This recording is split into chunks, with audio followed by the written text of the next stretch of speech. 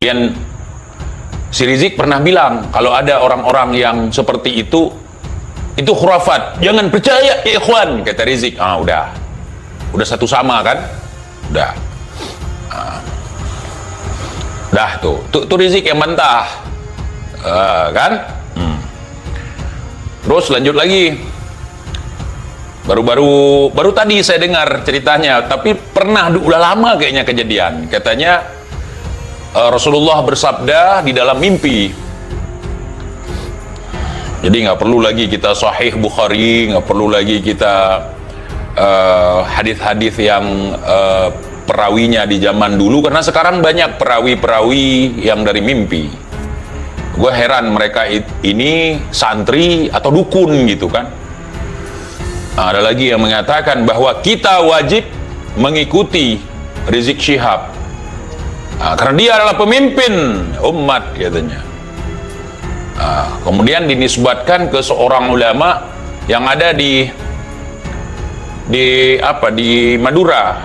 Kemudian orang yang dibilang bermimpi tersebut membantah juga, beliau nggak pernah mimpi kayak gitu. What? Indonesia tanah air beta, pusaka abadi nan jaya. Artinya apa di sini? Bahwa mereka menutupi kebohongan-kebohongan untuk sebuah popularitas. Ya? Paham nggak? Paham. Jadi dari hasil mimpi jadi sebuah dalil untuk menguatkan pemimpin mereka itu sebagai pemimpin umat Islam. Ya, nggak heran orang-orang gila pun sekarang jadi wali. Ada 3 hal kalau kita ketemu orang gila yang terlintas di pikiran kita. Yang pertama, untuk zaman sekarang nih, gara-gara doktrin, ada 3 hal kalau melihat orang gila. Pertama, kalian akan berpikir kalau itu waliullah. Nggak apa-apa untuk berhusnudzon, tapi jangan aneh-aneh. Yang kedua, kita akan berpikir bahwa itu adalah artis yang sedang buat konten prank, Baim Wong misalnya. Yang ketiga, kita akan menganggap bahwa orang itu adalah intel yang sedang menyamar. Betul tidak, saudara? Betul tidak, saudara? Dan kita ketika membantu orang gila ini ada iming-iming.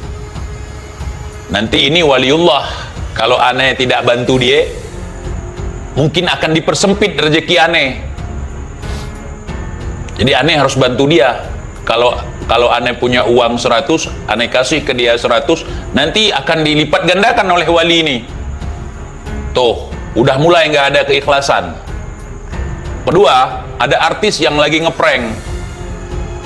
Nah, pasti nanti ketika kita bantu si artis ini, kita ikutan viral, kita akan diberikan iPhone, kita akan diberikan uang. Udah hilang lagi itu ikhlas kita, ya. Susah untuk menciptakan suasana ikhlas di dalam hati zaman sekarang. Sama yang satu lagi, 3 tuh.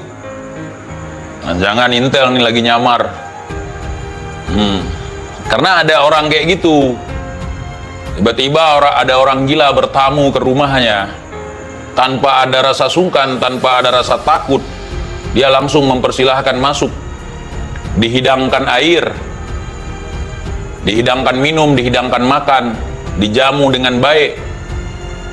Ditunggu pranknya berakhir. Enggak berakhir-akhir, rupanya orang gila beneran. Habis itu diusir, dimaki-maki, kurang ajar lo ya, ternyata lu gila beneran. Ternyata lu bukan artis yang lagi buat prank. Sialan, habis nih kopi gua nih, habis nih kue gua di rumah gua nih. Kan jadi nggak baik, saudara. Alangkah baiknya ketika kita membantu seseorang tanpa ada iming-iming sedikit pun di belakang.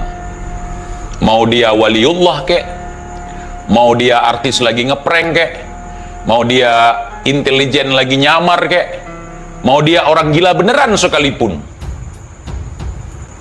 tetap jangan ada iming-iming kalau ingin membantu. Udah ikhlaskan saja kewajiban kita sebagai manusia untuk memanusiakan manusia yang lain. Jangan memandang rendah. Jangan memandang rendah sesuatu yang terlihat rendah di hadapan kita. Karena boleh jadi di hadapan Allah dia tidak rendah. Kita tidak tahu itu. Makanya jangan menghukumi hati seseorang. Boleh dari perilakunya kita bisa melihat, tapi jangan menghukumi hatinya. Komentari perilakunya, seperti gua komentari si Rizik. Karena gua nggak tahu hatinya. Kadang-kadang kan bocil-bocil pengikut Rizik bilang, ente belum pernah ketemu sama Rizik, ente belum tahu isi hati Rizik. Ya enggak lah, gua bukan dukun, bukan peramal yang bisa mengetahui isi hati orang. Maka di sini kita berhusnudzan boleh, tapi berwaspada itu juga penting. Ntar nyamar jadi waliullah ternyata cabul, nyamar jadi waliullah ntar maling, ntar begal, ya kan? Iya, banyak begal sekarang, nyamar jadi orang gila. Bahkan ada orang-orang waras dibentuk oleh seseorang untuk disuruh serang ulama, supaya informasi yang dia keluarkan bahwa itu adalah perbuatan PKI. Selama ini kan ngedongeng dia. Ada TIJ mengatakan, makanya nggak heran, orang-orang gila pun sekarang jadi wali. Ada 3 hal kalau kita ketemu orang gila yang terlintas di pikiran kita. Yang pertama, untuk zaman sekarang nih, gara-gara doktrin ada 3 hal kalau melihat orang gila. Pertama, kalian akan berpikir kalau itu waliullah.